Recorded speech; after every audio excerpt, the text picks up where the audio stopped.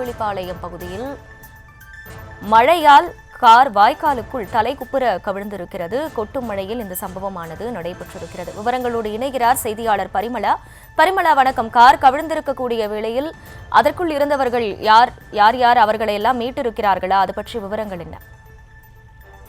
கோவை மாவட்டத்தில் இன்றும் red alert விடுக்கப்பட்டிருக்கக்கூடிய சூழலில் பல்வேறு இடங்களில் பரவலாகவே மழை பெய்து வருகிறது. குறிப்பாக மழை மேற்கு தொடர்ச்சி மலை அடிவாரங்களில் இருக்கக்கூடிய பல்வேறு பகுதிகளில் மழையானது பெய்து வரக்கூடிய ஒரு சூழலில் கோவை உப்பிலிப்பாளையம் திருச்சி சாலையிலிருந்து வேகமாக வந்த காரானது கேரள மாநிலம் ஆளு பகுதியைச் சேர்ந்த மணிகண்டன் என்பவர் ஓட்டி வந்திருக்கிறார். அதாவது உப்பிலிப்பாளையம் பகுதியில் இருக்கக்கூடிய அந்த வாய்க்காலுக்குள் காரானது விழுந்திருக்கிறது. எதிர்பாராத விதமாக சாலையில் சென்று ஆட்டோ மீது மோதியதில் தொடர்ந்து தாறுமாறாக ஓடிய காரானது ஓரத்தில் இருந்த வாய்க்காலின் பள்ளத்தில் தலைக்குப்புற விழுந்திருக்கிறது. பள்ளத்தில் விழுந்த காருக்குள் இருந்து வெளியே வர முடியாமல் மணிகண்டன் போராடி இருக்கிறார். இந்த விபத்தை பார்த்தவர்கள் உடனடியாக பீலமேடு தீயணைப்பு அலுவலகத்துக்கு தகவல் கொடுத்ததன் பேரில் சம்பவ இடத்திற்கு வந்த தீயணைப்பு துறையினர் பத்திரமாக அவரை மீட்டு ஆம்புலன்ஸ் மூலம் கோவை அரசு மருத்துவமனைக்கும் அனுப்பி வைத்திருக்கின்றனர். அதனைத் தொடர்ந்து பள்ளத்தில் இருந்த காரை சிங்காநல்லூர் போலீசார் கிரேன் மூலம் மீட்கும் பணியில் ஈடுபட்டு இருக்கின்றனர். சிங்காநல்லூர் குளத்திற்குள் செல்லும்